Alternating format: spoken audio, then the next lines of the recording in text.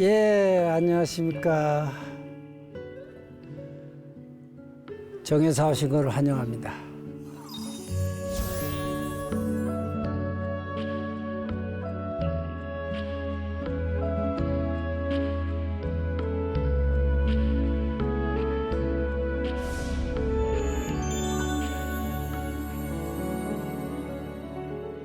우리나라 전체가 불행했던 시절, 소위 일제 식민 통치 그 시절에 내가 태어났고 6.25 전쟁이라고 하는 참혹한 그런 시간을 보내면서 아마 나라 전체가 힘들고 어려운 때죠.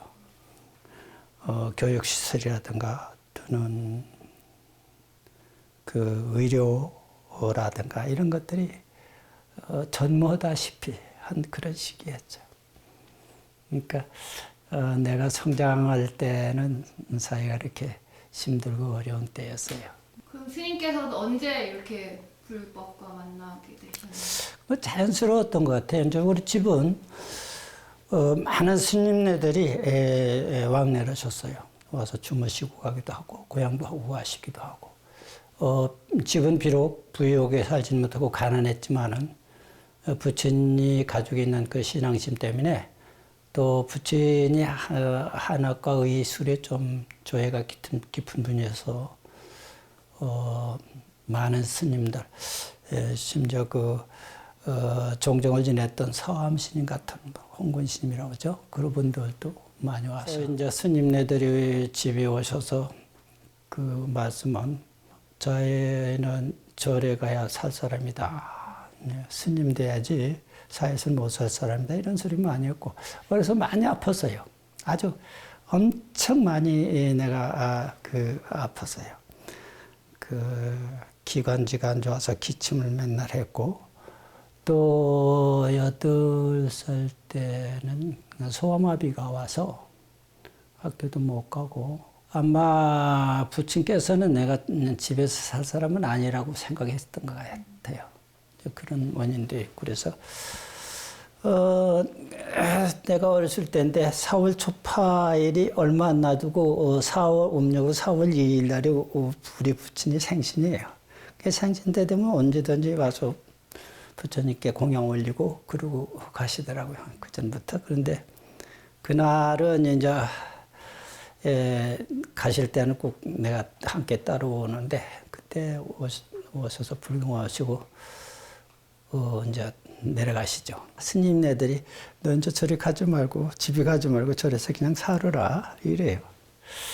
그래 떨어져 있다 보니까 그냥 며칠이 지났어요. 그래서 어머님이 찾아러 오시고 또 형님이 찾아러 오고 그래도 이제 찾으러 왔던 건 내가 몸이 약하니까 이제 그런 것이 안쓰러워서 뭐 그랬겠죠.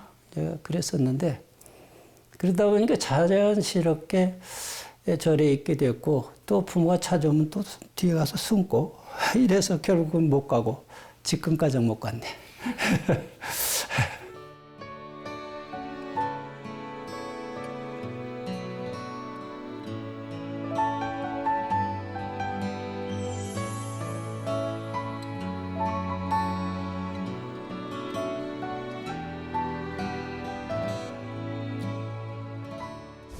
지금도 생각하면 전 과거생의 인연이 아니었나 이런 생각을 해요. 저러니까 마음이 편해요. 그리고 그렇게 아프고 그랬던 것도 좀 안 아프고 아주 숨 돌릴 수 없을 정도로 일 같은 걸 많이 시키고 일이 바빠요. 그러다 보니까 시간은 자꾸 가고 뭐 어떻게 갔는지 모르겠고 또 내가 이제 절에 와서 고향주 채공을 하루도 안 빠지고 한 3년 했는데 그 공양주 채공이라는 게 밥을 짓고 찬 만들고 국 끓이고 이제 이러는 것인데 이제 그런 걸 하면서 그 스님네들이 말씀이 이런 것을 지극정성으로 잘하면 부처님께서 가피를 내려주셔서 건강도 하고 모든 것이 편해진다.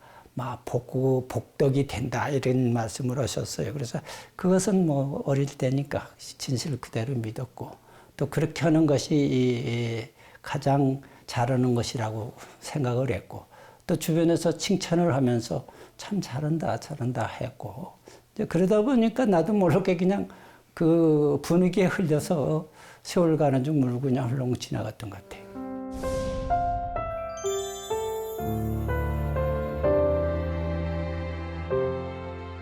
근데 어느 날 봄날인데 스님이 오셨어요. 조그마하신 분이. 나를 보더니 아이고 넌 참 중로도 잘하겠다 이렇게 말씀을 하셨고 또 제가 보기도 그때 당시에 31살인데 우리 스님이 이렇게 뵈니까 참 상당히 호감이 가요. 근데 당시에는 자기 상자라 소리는 않고 도명스님이 있다가니 말씀하시기를 이 행자는 이 아이는 스님 상자였으면 좋겠다. 그러니까 웃으시더라고요. 이제 그러고 떠나셨어요. 함사를 떠나셨다. 몇 달 있다 다시 여기 오시게 돼서 결국은 은사 스님을 청하게 됐죠.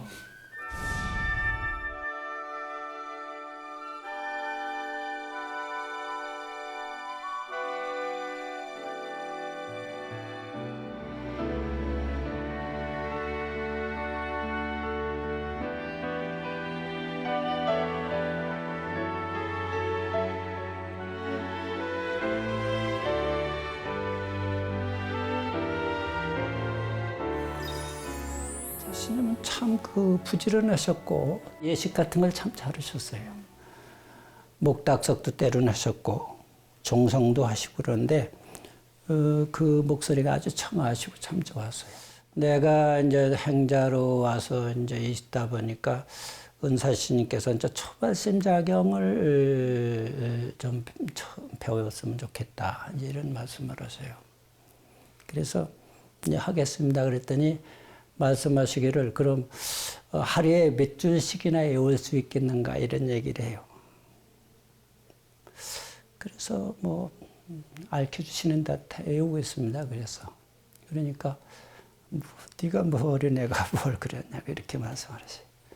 근데 초발심자경을 하루에 한 장 내지 2장씩 이렇게 해석을 해주시고 나는 그 해석을 이해하고 또 음으로 외우고 그래서 대충 보니까 초발심자경이면 얇은 책이니까 한 15일 정도에 다 외웠던 것 같아요. 그러니까 선생님이 상당히 깜짝 놀라시더라고요. 어떻게 이 한문을 언제부터 익혔는가 그리고 어떻게 그렇게 잘 외우는가 그러길래 그냥 그땐 뭐 하루 종일 그것만 하는 게 아니라 일하면서 일했으니까 상당히 힘들고 그런 때 있는데 그 짧은 시간에 그거를 그러니까 상당히 좋아하시고 스님은 참 천부적인 뭐랄까 차질을 가지고 계세요. 붓글씨뿐만 아니라 스님은 학교를 다닌 일도 없고 한문을 배운 일이 별로 없어요. 그런데 이 한문 같은 거, 토가 없는 무토도 다 어록 같은 걸 보시고 그래요. 글씨도 잘 쓰셨지만, 이제 그건 뭐냐면 공부를 해서 힘이 생기는 게 그래요. 절에 참선 공부라는 게 그렇게 소중해요. 이 참선해서 마음이 열려져 버리면, 글자는 몰라도 내용은 다 알아. 그게 묘한 거야. 이게, 이제 글자로 배우는 사람은 글자는 알고 물리는 알더라도 내용을 모르는 경우가 많은데, 소위 공부해서 견이 터지면은, 글자는 몰라도 내용은 다 안다고. 그게 묘한 거야.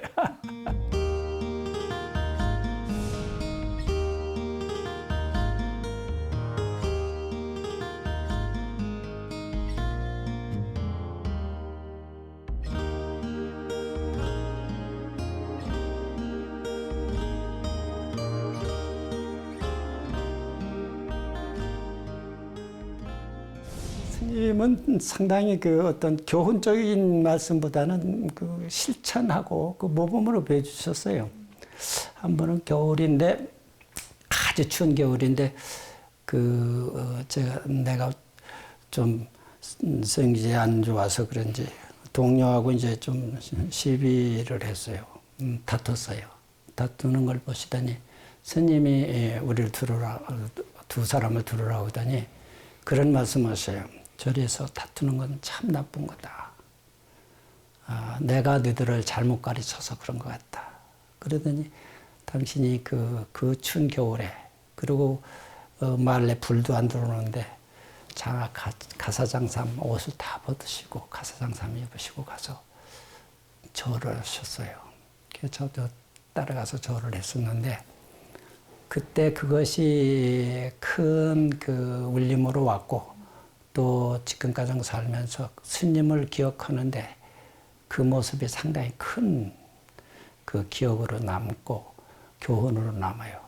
그래서 스님네들은 말로 하는 게 아니라 실천으로 이렇게 하시는가 보다. 그래서 그걸로 인해서 죄송스러운 생각을 평생 갖고 했어요.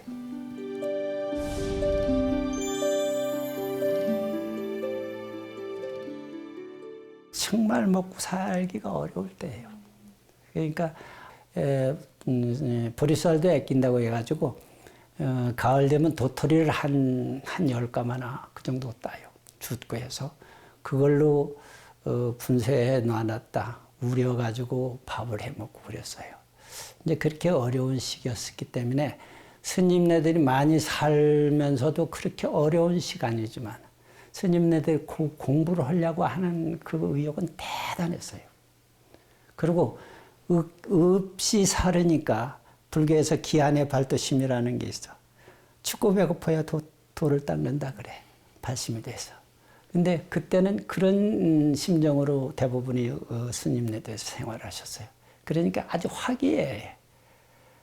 아무 불평이 없어요. 조금도 불평이 없어요. 춥고 배고파도 불평이 없어요. 그러니까 요새 생각하면 상상이 안 될 일이죠.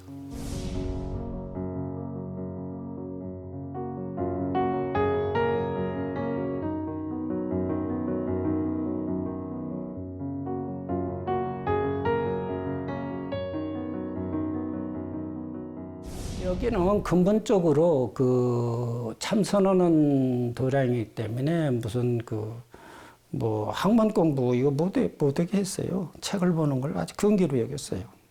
특히 이제 벽동원 스님 같은 분은 더 철저하게 그랬어요. 근데 그렇기 때문에 무슨 그냥 참선이나 하라고 그랬지 그걸 못하게 했는데 내가 정식으로 이 산중에서 최초로 정말 허락을 받고 그 강원을 간 사람이에요. 그때 당시 금봉 그 노스님이 조시를 하셨는데 금봉 아주 선지식, 대선지식이에요.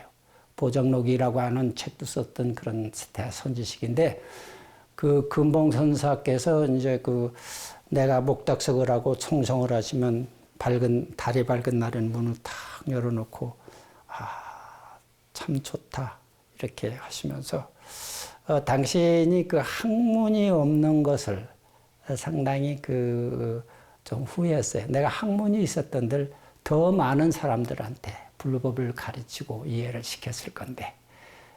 그러면서 우리 은사 스님한테 쟤를 강원에 가서 공부를 시켜서 좀 학문을 좀 해가지고 더 큰 도량이 큰 그릇을 만들어줬으면 좋겠다 이런 말씀을 하셨어요. 그래서 조실 스님이 그러시니까 은사 스님도 따라서 그럼 강원에 가라. 그래서 강원을 가게 됐죠.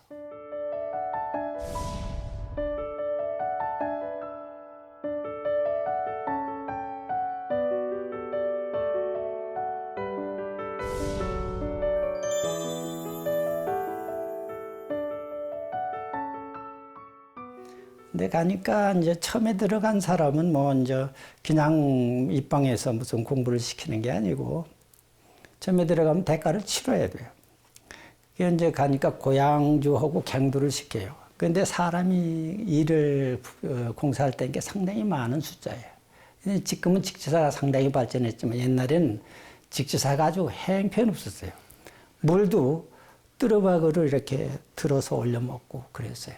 근데 그 쌀 씻고 보리쌀 씻고 그러는데 그게 상당히 힘들었지만 여기서 원체 단련이 돼서 그런데 아주 능하기 때문에 내가 거뜬하게 한 3개월을 그걸 잘했던 것 같아요. 근데 그러고 났는데 그 관음 스님께서 상당히 예뻐했어요. 이제 관음 스님의 상자들도 많은데 내가 시봉을 했어요.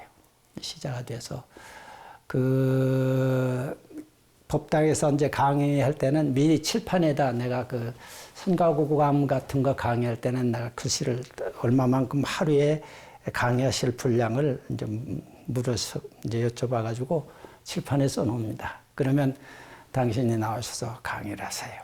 이제 그렇게 해서 1년 전 몇 달을 지냈는데 그때 당시 이제 정화 직후니까 총무원에서 그때 이제 그 동산 큰 스님께서 그 종중을 하시고 또 총무원장은 청담 스님께서 하시는데 이 중앙에 와서 서울에 와서 사람들을 교육을 시켰으면 좋겠다. 승려 교육이 가장 소중한 거다. 그런 생각을 하고 서울로 오시라고 이제 관흥 스님을 초청을 했어요. 그래서 그때 이제 관흥 스님을 따라서 학인들이 한 50명 가까이 되는데 전체가 따로 올라갑니다. 차로 한 차에 가지고 서울로 다 올라갔어요. 거기서 이제 조교 사서 그걸 이제 중앙 총림이라고 그러는데 그때 당시 이제 전국에서 많은 학인들이 몰려들고 그 관흥 스님께서 강사시니까 강의를 하시고 이제 그렇게 시간을 보냈어요. 여자들이 제일 문제다. 뭐 이런 말씀을 참 많이 했어요. 그래서 뭐 그런 게 뭔지는 난 그때는 모르니까.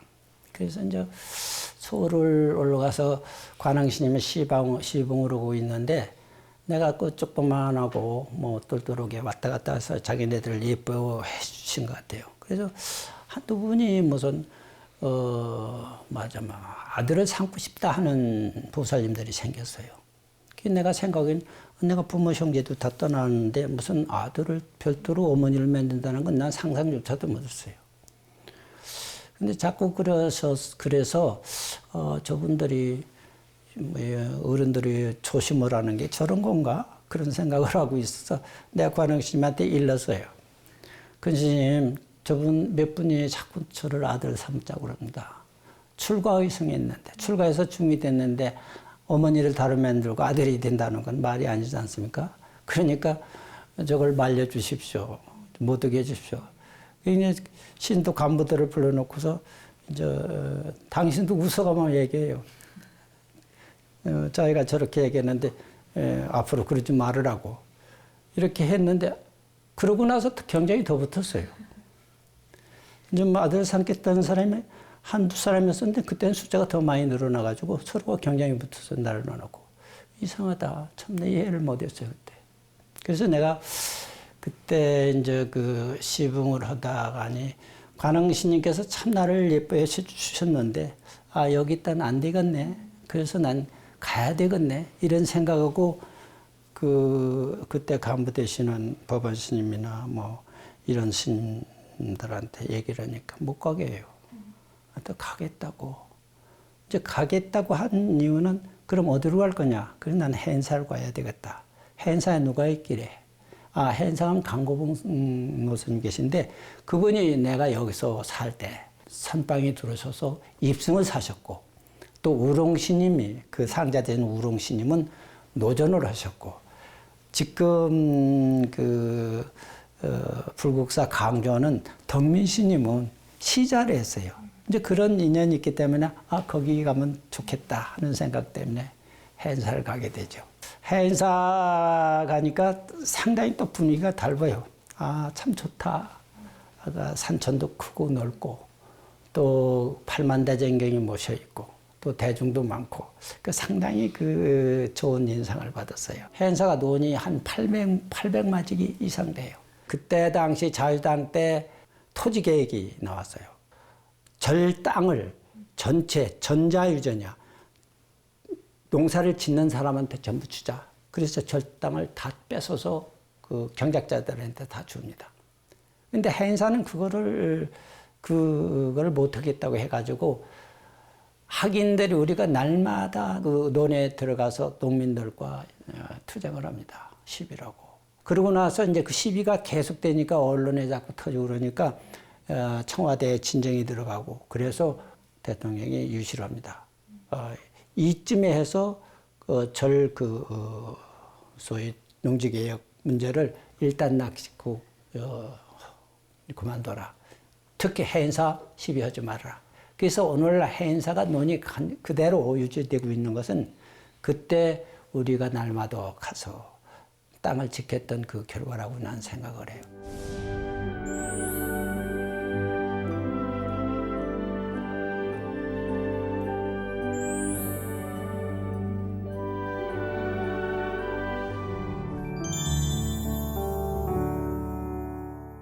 그 일주면 앞에 가장 가게가 쫙 있었습니다. 오늘날 지금 수덕사가 저렇게 정돈됐지만 옛날 그렇지를 않아요. 그래 내가 그때 생각한 게 뭐예요? 1500년 역사를 가지고는 수덕사가 이거는 안 되겠네. 그래 나는 주지산 경험도 없고 그렇지만은 앞으로 어떻게 수덕사가 많은 대중이 공부하고 살 수 있는 절이 될 수 있을까? 이것을 잠을 잘 수가 없어요. 잠을 몇 시간 못 자요, 사실은. 고민을 해서. 그렇게 시간을 보내는 과정에 모든 등기 안 된 그 땅들을 옛날 구등기 가서 전부 뒤져가지고 누가 팔아먹었나, 언제 누가 어떻게 나, 그거 다 찾아가지고 불법적으로 한 건 전부 소송에서 찾고,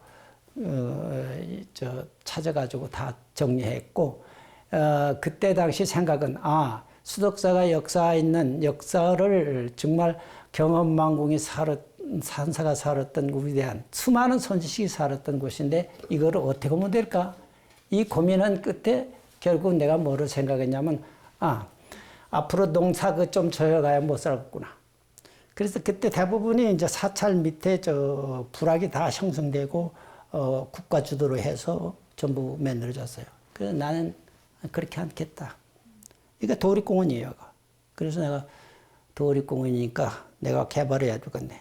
이 생각을 했어요. 그러나 지금 개발이 그렇게 잘 된 건 아니지만 그래도 저 기초적인 것을 그때 해놨기 때문에 지금 우리 스님네들이 생활하는데 조금 편리를 하고 그래도 경제적으로 좀 도움이 되는 그런 기초가 됐어요.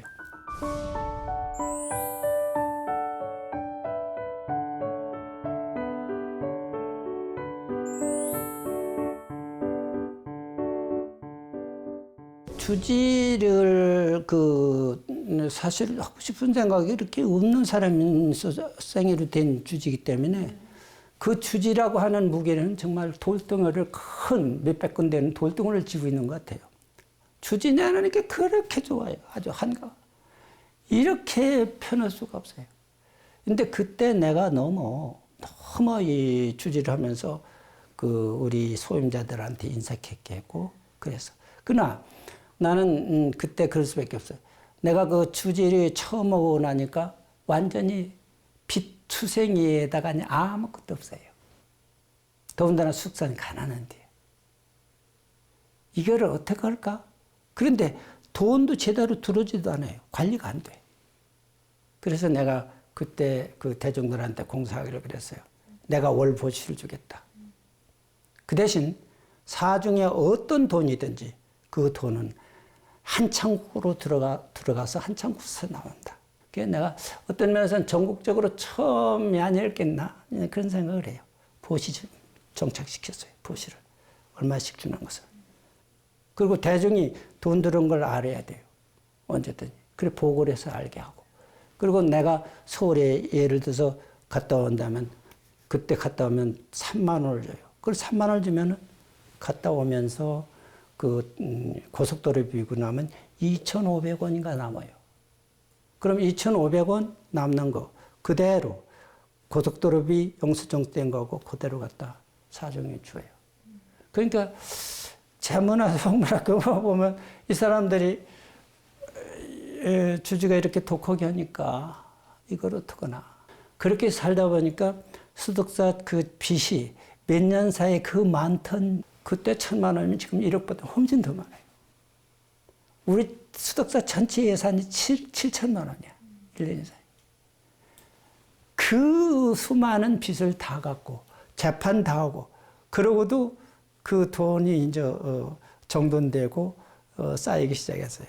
그러니까 행정적인 기반을 만들고 개발 사업을 하고 또 소송을 하고 뭐 또 산내 질서를 위해서 노력을 하고 그때는 또 행자들이 많이 와서 행자들이 한 30명 됐어요. 내가 시간 없어도 아침 저녁으로 그 사람들을 교육을 시켰어요. 조발선자경, 불교 기초교리, 연불, 모든 의식, 기초되는 그 교육을 그때 했습니다. 또 강원을 만들려고 애를 썼고 이제 그렇게 시작해서 또 결국은 여기를 총림을 내가 만들었는데 이제 그렇게 하기까지는 나도 정신없이 그냥 그렇게 흘러왔습니다. 그러나 많은 대중들이 협조해주고 어른들이 또 이렇게 돌봐줘서 그 일을 할 수가 있었어요. 능인선언은 그냥 정말 여기가 참 근대사의 가장 소중한 선방이 하나예요. 이 1905년도에 그 망공사가 이제 여기 들어서서 그 금선대라고 하는 거기를 짓고 소위 그 납자들을 제도하기 지도합니다. 그때는 이제 일제가 들어와서 한일합방하고 전부 이럴 때니까 상당히 국가적인 위기였대요. 이때 이제 그 망공선사가 생각했던 건 그래요. 불법에 의한 인재를 양성하지 않고서는 나라도 지킬 수 없고 중생들에게 이익을 줄 수 없다고 하는 것이 망공선사의 사상이 생각이 있었어요. 비구 선지식, 비구니 선지식을 만들어야 되겠다. 이제 이것이 첫째 목표로 아주 여기서 사시게 되는데 그러다 보니까 많은 비구니들이 여기 참 몰려옵니다. 와서 망공선사 밑에 좀 공부를 하고 탁말하고 좀 뭐 그렇게 합니다. 그래서 이 망공선사의 그 지도 방법은 남녀 평등이에요. 비구니를 아주 평등하게. 그러니까 오늘날 비구니가 이렇게 선방에 많이 이렇게 됐다고 하는 것은 망공선사의 그 비구니 선지식을 만들어야 되겠다고 하는 그 간절한 소원이 있었기 때문에 그렇게 됐고 결국은 그것이 한국 불교를 발전시키는 일이고 또 중생을 이익하는 일이라고 생각하기 때문에 그런 거예요. 여기 보면 이제 이게 이제 그 망공선사 영장이 묘사되어 있는 곳이야. 여기가.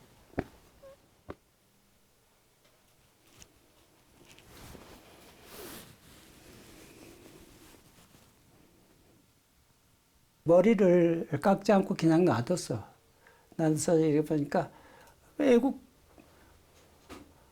어떻게 플라톤 같지 않아? 외국 사람 같아.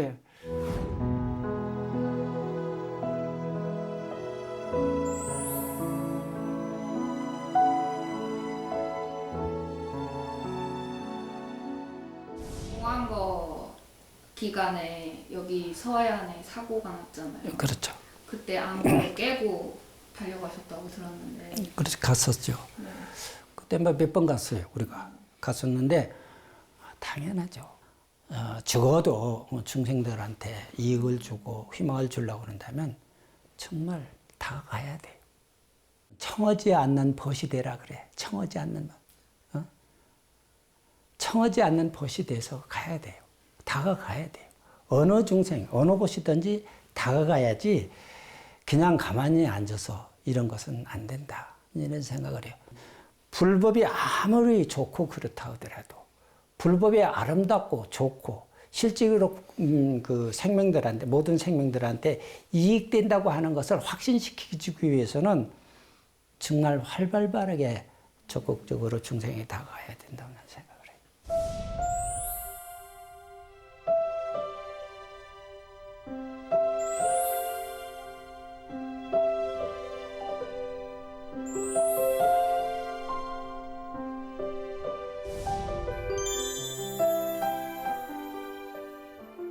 나는 완성된 사람이 아니에요. 불조라고 하는, 불가라고 하는 큰 그 목표점을 해서 가는 사람이지, 내가 완성이 돼서 다 모든 것이 무해자재한 그런 사람이 아니에요. 그렇기 때문에 나는 영원한 수행자예요. 수행할 수밖에 없어요. 누구나 다 그 길은 가야 돼요. 수행자여야지 지가 완성된 무슨 승자처럼 행사하는 것은, 그거는 승자처럼 돼서 그런 경계에 간 사람은 하라 그거예요. 마음대로. 그러나 그것이 아닌 사람은 철저하게 난 정진하고 공부하고 하셔야 된다고 생각해요. 이것이 우리가 완전 무결한 불가를 향하는 수행자의 난 자세라고 생각을 해요. 지행이 합의를 안 되고 이지가 합의를 안 되는 건 난 그건 도라고 할 수가 없어요.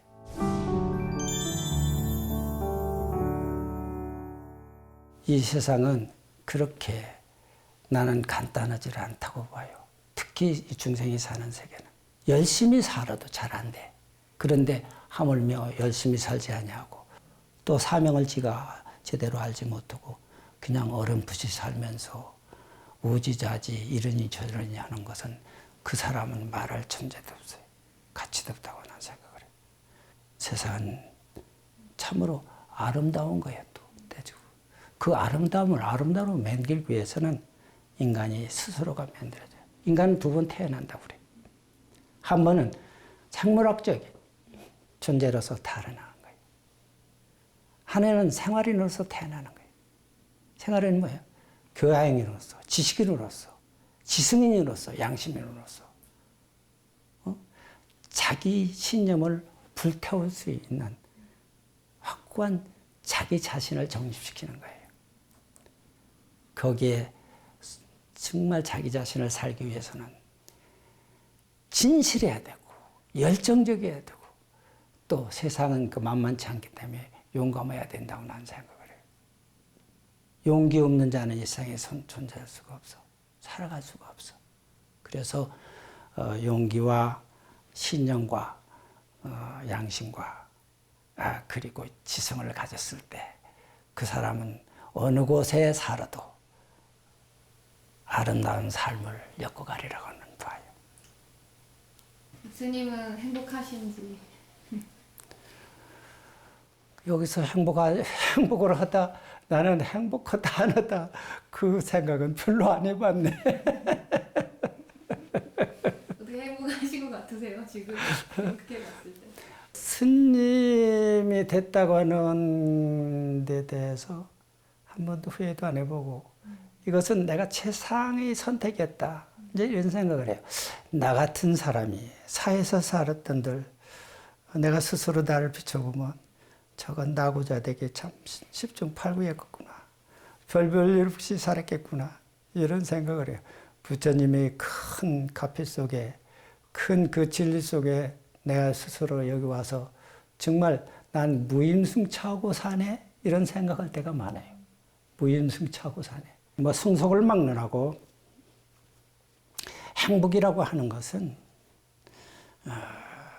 그냥 만들어지는 게 아니잖아요. 나의 신념, 나의 열정, 나의 용기, 나의 근면성 이런 것을 그리고 제일 중요한 것은 다른 생명에 대한 이해와 존중이에요. 이기적이고 독선적인 사람은 행복해질 수가 없습니다. 난 그렇게 생각합니다. 그것이 자연이 됐건 아니면 무정물이 됐건 유정물이 됐건 그 상대에 대한 관찰과 이해와 존중 또 보호의식, 애정 이런 것을 가지고 있다고 그런다면 세상은 아름답다고 난 생각을 해요. 참으로 아름다운 세상이다.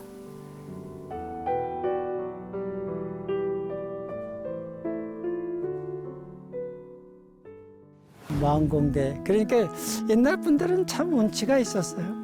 굳이 힙합을 하지 아니해도 충분하게 풍요를 즐기고 살았어. 그리고 뭐 민요를 하지 아니하고 가요를 하지 않았더라도 아주 풍류에 젖어서 살았던 분들의 옛날에 도를 가졌던 사람들이.